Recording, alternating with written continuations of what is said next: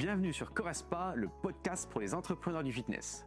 Je suis Guillaume Legrand, fondateur de Correspa, et ici on parle business, franchise, rentabilité, stratégie et mindset pour aider les coachs et les entrepreneurs à ouvrir et développer un club de sport performant.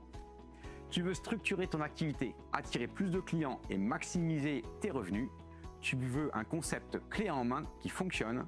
Alors tu es au bon endroit. C'est parti! Bonjour à tous, salut Guillaume. Salut Charlotte. Bienvenue dans le podcast pour les entrepreneurs du fitness. Aujourd'hui, on va aborder un nouveau sujet. Donc, je suis ravie de l'animer avec toi, Guillaume, pour une première.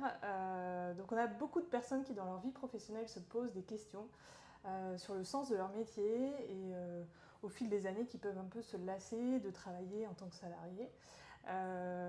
Et voilà, on se demande comment toi tu t'es lancé, puisque tu as fait ça toi il y a 18 ans, tu t'es jeté dans le projet de l'entrepreneuriat. Et donc on voulait un petit peu en savoir plus sur le sens que ça a pu donner à ton quotidien. Oui, par rapport salarié, moi je ne pourrais pas témoigner en tant que salarié parce que j'ai jamais été salarié. Donc j'ai pas non plus grandi avec des postures de salarié. Mon père était salarié quand j'étais tout petit, donc je ne me rappelle plus trop. Et à la fin de sa carrière, là où je me rappelle, oui, il a été entrepreneur avec des hauts et des bas, plutôt des bas que des hauts, mais il a bien fini la dernière semaine où il a bien revendu quoi. Okay. Donc je peux pas trop témoigner en tant que gamin comment j'ai vécu ça avec famille de salariés. Donc moi c'est pas une transition salarié à entrepreneur. Toi, tu t'es lancé tout de suite? Oui, mais ça c'est plus par l'histoire. Qu'est-ce qui m'a motivé? C'est ça notre question. Voilà. Pourquoi tu as décidé dès l'origine de te lancer à ton compte? Alors, deux motivations. La première, je n'étais pas fait pour les études, j'ai redoublé, triplé, tout ce que tu veux. Et donc, je me suis retrouvé licence métier de la forme à fac des sports. J'étais pas bon dans les âges, mais je devais avoir 23, 24 ans. Okay. Ça, c'est un constat, c'est un fait. J'avais regardé pour être kiné ou des choses comme ça, mais donc aucun concours, rien. 24 ans. Et l'autre élément que j'avais, c'est que vu l'enfance que j'avais, je voulais plutôt bien vivre. Et je connaissais pas, si je connaissais ma femme, mais je voulais avoir aussi beaucoup d'enfants. Donc okay. Combien il faut faire? Donc motivation perso, les enfants, savoir les assumer et partir au ski notamment. Et de l'autre côté, 24 ans, 23 ans, qu'est-ce que tu fais avec un métier de la forme? Qu'est-ce que tu fais? Est-ce qu'il y a du travail? Combien on te paye? Et donc la question, c'était de dire, il n'y a qu'un seul métier qui n'est pas un métier, il n'y a personne qui te forme à ça, c'est te lancer te mettre à ton compte. Ok, très bien. Et en quoi ça t'a permis, à ton avis, le fait d'être entrepreneur tout de suite d'ailleurs, de prendre la main sur ta vie, tes choix, tes valeurs? Beaucoup d'avantages, parce que cette question-là, je me rappelle, elle s'est posée en fait, parce que j'ai repiqué aussi ma troisième année, et cette troisième année, c'est là qui était décisif en fait, parce que je me suis posé cette question-là, et je me suis dit, au début, je pensais que c'était plutôt pas une force, mais en fait, j'ai découvert après que c'était un atout d'être jeune. Parce que bizarrement, on te laisse faire des erreurs plus facilement. J'avais un peu de bagou et un peu d'y aller au culot. Ça passe nettement plus quand on est jeune.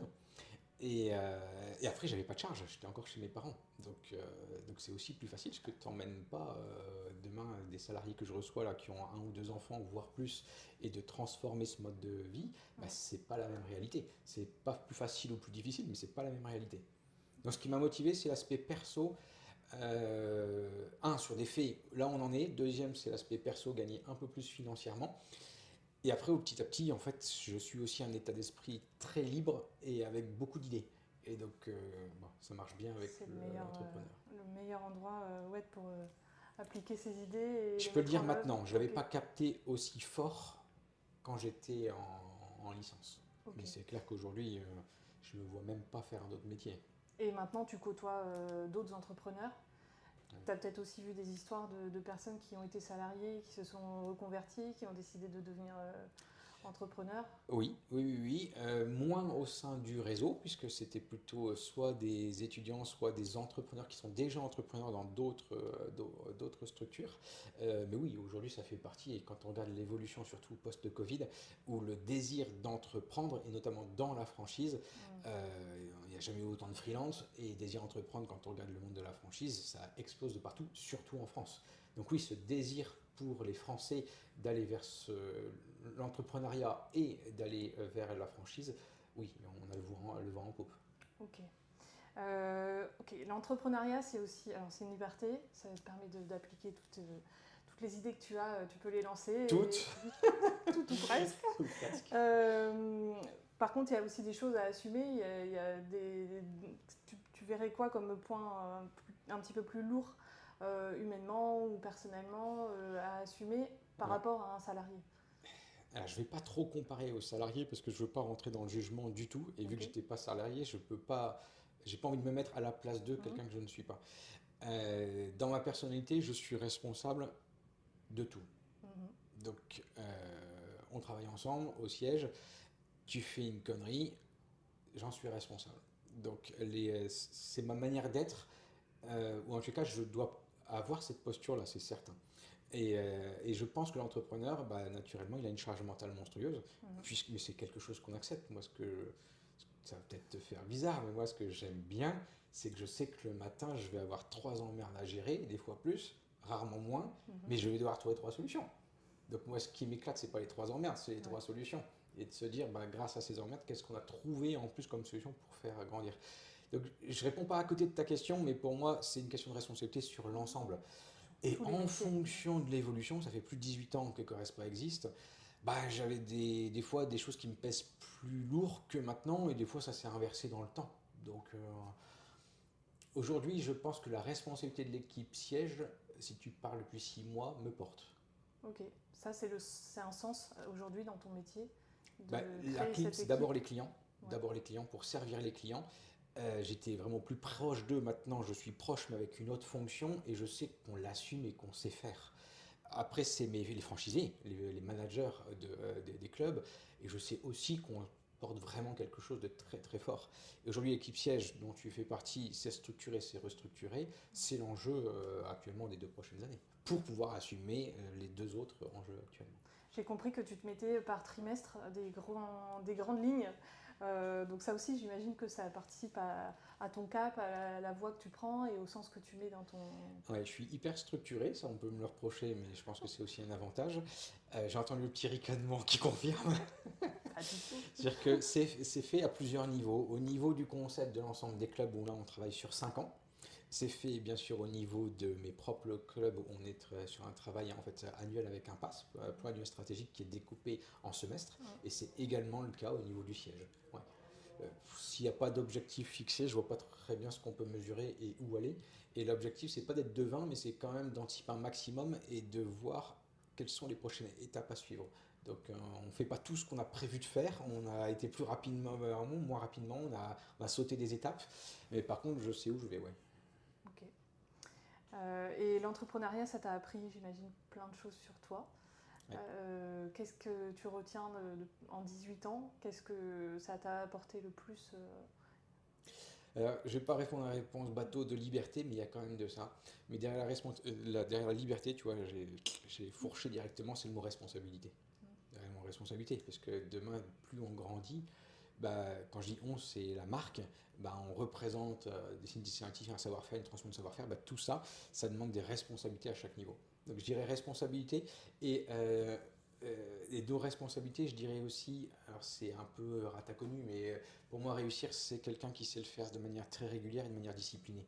Et donc cette discipline et cette régularité, j'ai la chance d'avoir ça en moi, et donc ça aide concrètement. Et après, c'est pas des grands mots, mais c'est aussi une responsabilité sociétale.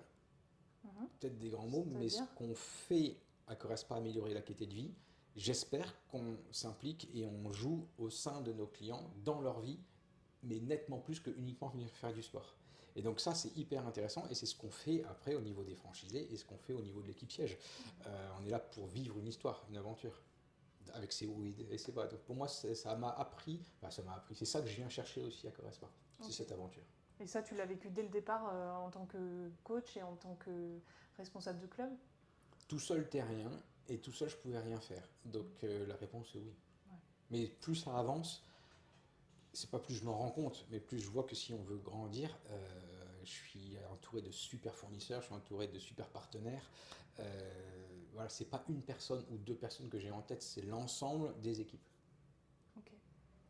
Donc on comprend qu'être entrepreneur, c'est quand même c'est une charge mentale, c'est des responsabilités. Donc il faut porter tout ça, ça t'apporte aussi beaucoup de liberté. Tu t'accomplis énormément et tu es nourri par tout ce qui se passe dans ton entreprise. Après, on voit des entrepreneurs qui ne tiennent pas la distance. Toi, ça fait 18 ans que tu es dans ce modèle-là. Qu'est-ce que tu penses qui manque à ces entrepreneurs qui sont obligés de s'arrêter au-delà d'un aspect financier ou autre, mais qu'est-ce qui fait dans leur personne qu'ils ont dû s'arrêter en cours de route? Ouais, je vais me permettre de transformer ta question, parce que j'aime pas juger les personnes. Donc je vais pas dire ce que eux auraient dû faire, parce que je les connais pas, c'est eux. Mais je veux dire ce que moi je fais pour éviter de tomber dans ce que tu dis, c'est-à-dire la responsabilité de X clients, X personnes et de faire couler des boîtes. Déjà, si tu prends la responsabilité et tu prends l'engagement de tenir cette responsabilité, naturellement tu seras proactif. Et je pense que d'être proactif, ça répond à beaucoup, beaucoup de questions. Engagé et proactif. Ça, c'est quelque chose qui me tient à cœur. Et après, c'est surtout qui fait quoi et où. Parce que si tu sais qui fait quoi et où, bah, chacun a son statut, sa fonction, son rôle. Si tu as coiffé l'ensemble, je vois pas pourquoi ça pourrait pas l'être. Et ma fonction la plus importante, c'est surtout pas être devin, mais être chef. Être chef, c'est celui qui voit loin.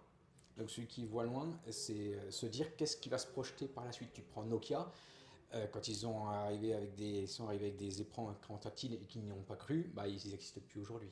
Donc aujourd'hui, c'est surtout d'aller devancer le marché. C'est ce que j'ai réussi à capter il y a plus de 18 ans et qui est aujourd'hui encore vrai et qui est sur une tendance encore plus forte aujourd'hui. Et donc toujours avoir un coup d'avance.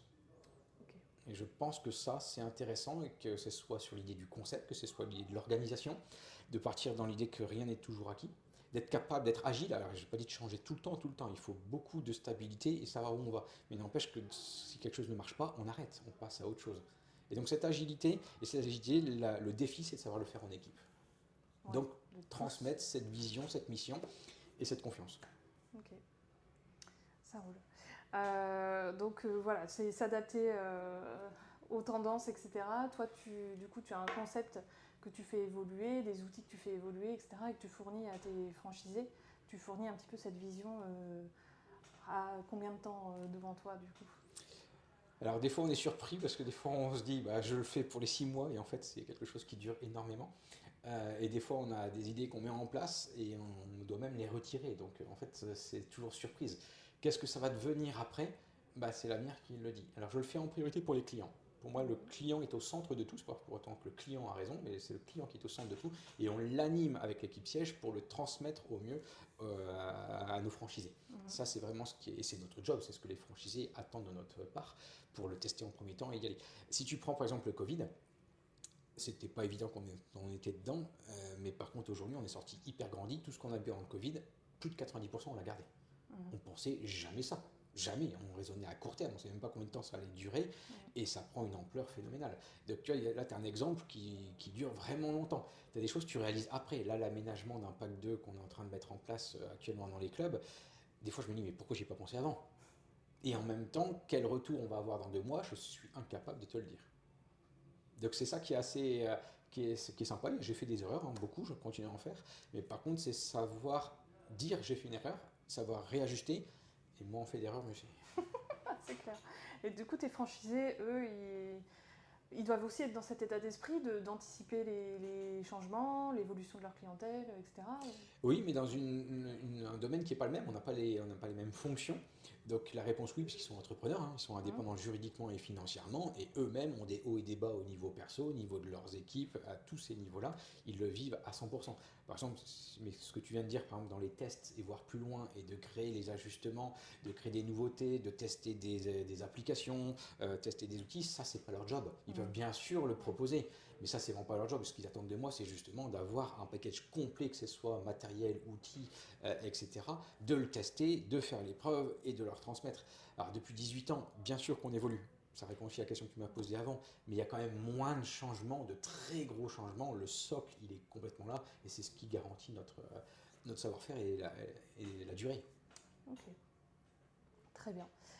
Est-ce que tu as d'autres éléments à nous donner sur le sens sur le sens qui est apporté par l'entrepreneuriat pour un franchisé dans sa vie au quotidien? Qu'est-ce qui va le nourrir par rapport à s'il est, il est salarié ou il est coach? Alors quelque chose qu'on parle nettement moins dans le business, mais qui me tient un peu à cœur, c'est l'aspect humain et même perso. J'ai créé, j'avais 24 ans, j'en ai maintenant un peu plus. Ce que ça m'apporte réellement, bizarrement maintenant, au tout début, c'était gagner de l'argent. Ok, c'était très financier. Oui.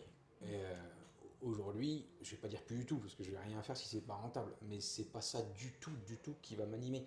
Et donc ça, c'est hyper intéressant de faire la relation au niveau perso, quel que soit, si on est marié, pas marié, avec une famille ou pas de famille. Mais moi, c'est ce qui me nourrit aussi, parce que cet engagement que je prends au niveau pro, bah, c'est quelque chose que je reflète et que je vis dans ma vie perso. Pourtant, j'ai été éduqué de bien séparer les deux. Et donc, oui, il y a des séparations, c'est à certains niveaux, mais je suis la même personne. Et donc ça, c'est une très très grosse force, et je vais parler du mot alignement. D'être aligné, et c'est pour ça que quand il y a des personnes qui sont intéressées pour rejoindre Corespa, je regarde l'alignement qu'il y a dans la cohérence par rapport à son projet de vie pro et perso. Parce que si la personne n'est pas alignée dans les valeurs notamment, dans l'état d'esprit entrepreneurial, de partager en groupe, parce que être en franchise c'est aussi en groupe, bah, ça ne sert à rien de rejoindre l'aventure.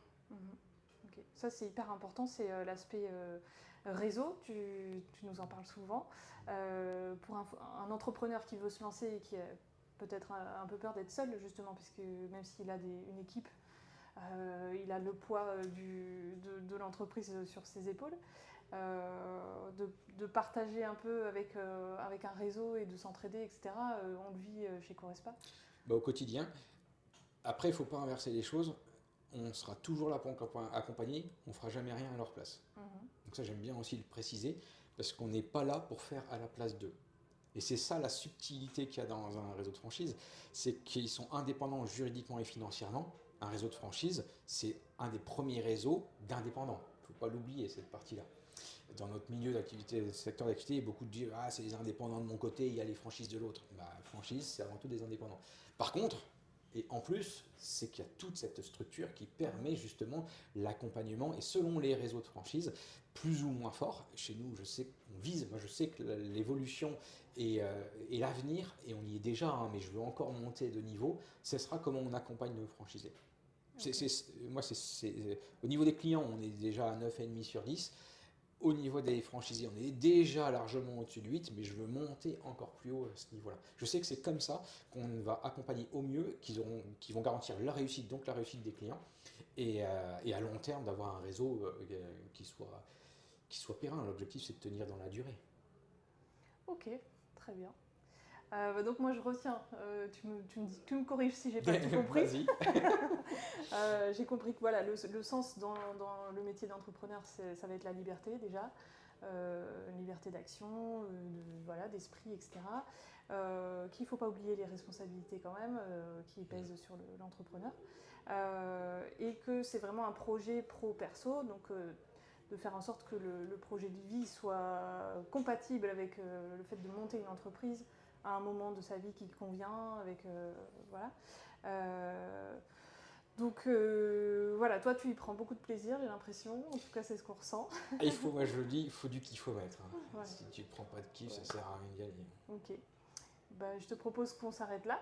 Et merci beaucoup pour toutes tes réponses. Et puis on se retrouve dans 15 jours pour le prochain épisode. Yes, merci en tout cas, merci à tous. Vous pouvez nous rejoindre sur les réseaux, sur notre site web. N'hésitez pas à nous contacter si jamais vous aussi vous êtes tenté par l'entrepreneuriat.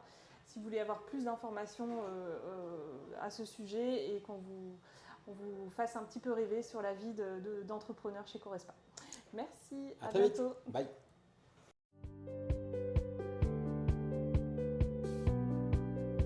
Corespa, c'est bien plus qu'un club de sport. C'est une opportunité pour réussir dans le secteur en tant qu'entrepreneur. Tu veux lancer ton propre club sans partir de zéro? Tu veux un modèle éprouvé et un accompagnement pour réussir? Alors réserve un rendez-vous en visio sur mon agenda en ligne et parlons de ton projet. À très vite pour un nouvel épisode et d'ici là, passe à l'action!